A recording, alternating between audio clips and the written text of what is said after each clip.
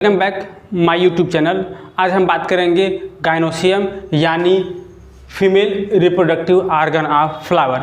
जहाँ तक हम आपको बताएं, गायनोसियम को हिंदी मीडियम में हम लोग बात करते हैं जायांग। जो हमारा गायनोसियम होता है 3 पार्ट से मिलकर बना होता है, स्टिग्मा, स्टाइल एंड ओवरी। अगर यहाँ पे आपको हम फिगर के माध्यम से समझाने का प्रयास करें तो देखिए, ये आपका स्टिग्मा है, ये स्टिग्मा है, ये स्टाइल है, और यहाँ पर जो स्वरेन पार्ट होता है जो थैलेमस से जुड़ा होता है, इसे हम बोलते हैं ओवरी। ठीक, ये थैलेमस से जुड़ा होता है। ठीक, ये थैलेमस है, थैलेमस। ठीक, तो ये क्या है? स्टिग्मा है, स्टिग्मा है, ये स्टाइल है, and this is a ovary. ठीक, ये किसका पार्ट है? गायनोसियम, या इसका यूनिट क्या है?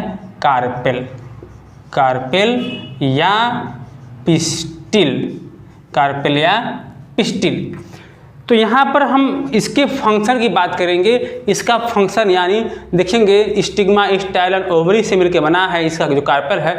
तो इसके फंक्शन की बात करेंगे। स्टिग्मा पे क्या होता है? स्टिग्मा पे जितने भी पॉलन ग्रेन होते हैं वहाँ पर उसका पॉलिनेशन होता है, यानी उसका लैंडिंग होता है। जैसे ही इस पॉलन ग्रेन का लैंडिंग यहाँ पे होगा, यहाँ पर स्टिग्मा से स्टिकी सब्सटेंस को एब्जॉर्ब करके पॉलन ग्रेन स्वेल हो जाएगा।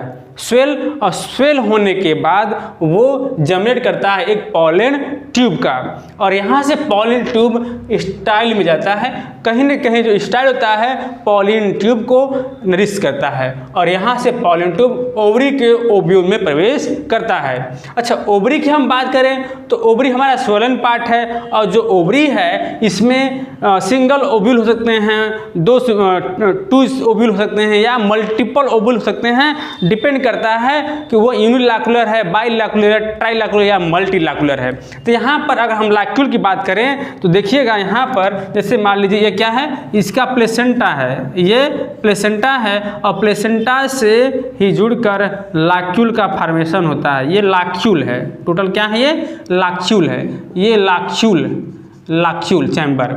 और जो ये प्लेसेंटा है, इसी प्लेसेंटा से बहुत सारे ओव्यूल एक दूसरे से जुड़े होते हैं। देखिए, ये ओव्यूल है ना। ठीक, ओव्यूल। ठीक, तो ये क्या है? ओव्यूल हैं, ओव्यूल। और ये क्या है? प्लेसेंटा है, प्लेसेंटा है। ये ओव्यूल है और ये प्लेसेंटा है, तो इसे हम क्या बोलेंगे? इसे हम बोलेंगे फ्यूनिकल, फ्यूनिकल। तो इसे हम इस फिगर के आधार पे हम कह सकते हैं कि जो हमारा ओव्यूल होता है प्लेसेंटा से फ्यूनिकल के थ्रू जुड़ा होता है। ठीक, ये तो हो गया गायनोसियम पार्ट। लेकिन यही हम आगे चल के बात करें स्ट्रक्चर ऑफ ओव्यूल, ओव्यूल का हम डिटेल में बात करें तो इसे मान लीजिए स्ट्रक्चर ऑफ ओव्यूल, या इसे हम बोल सकते हैं मेगास्पोरेंजियम।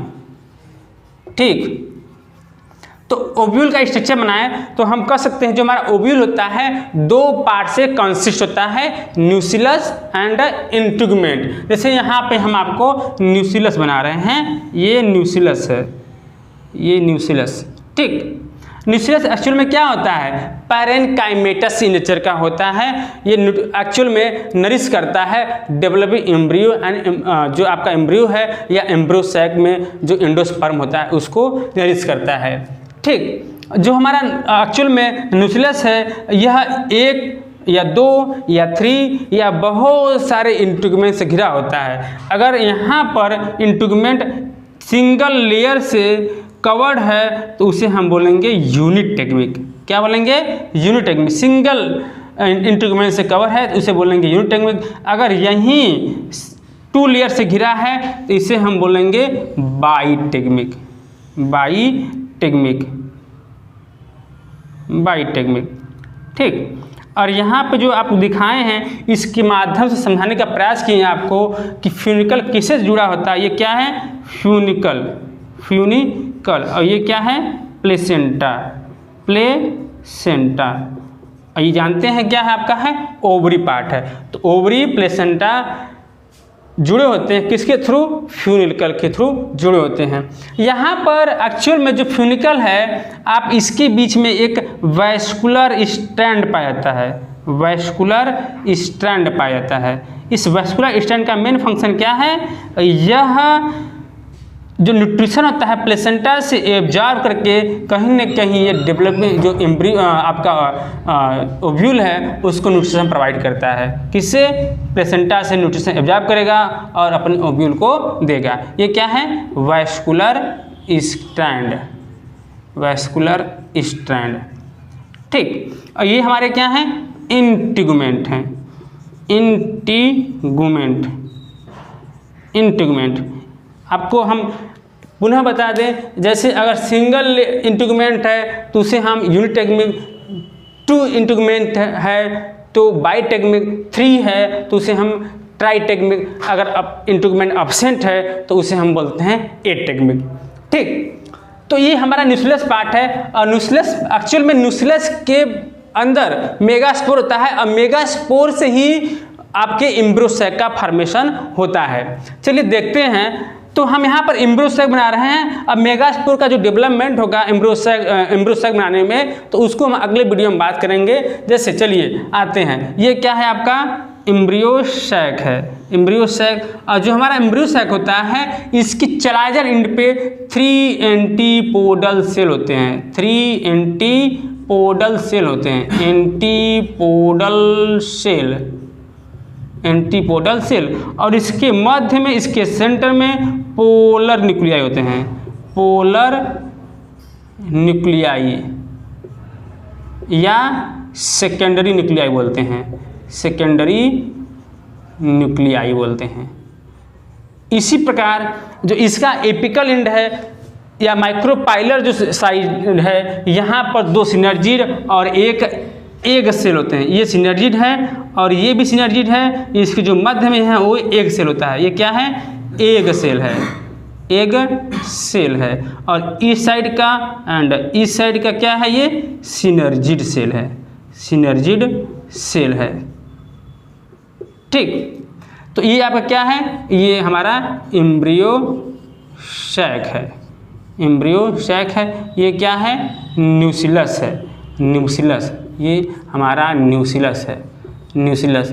एक्चुअल में आपको बताए हैं जो न्यूक्लियस होता है पैरेनकाइमेटस नेचर का होता है, पैरेनकाइमेटस नेचर का होता है। कहीं न कहीं नरिश करता है डेवलपिंग एम्ब्रियो को या एंडोस्पर्म को। ठीक, तो जो आगे चल के हम बात करेंगे नेक्स्ट वीडियो में कि हमारा ओव्यूल कितने टाइप से होते हैं। अगर हम इंटीगुमेंट की बात में भी बात कर सकते हैं, इसके मोड ऑफ डेवलपमेंट की बेस पे बात कर सकते हैं। और इसके अलावा हम इसके आपके चलाजा, माइक्रोपाइल और फ्यूनिकल के बेस पे भी हम डिसाइड कर सकते हैं कि हमारा ओव्यूल कितने टाइप्स के हो सकते हैं। तो हमारा वीडियो आपको अच्छा लगे तो लाइक, शेयर एंड सब्सक्राइब कीजिएगा। धन्यवाद।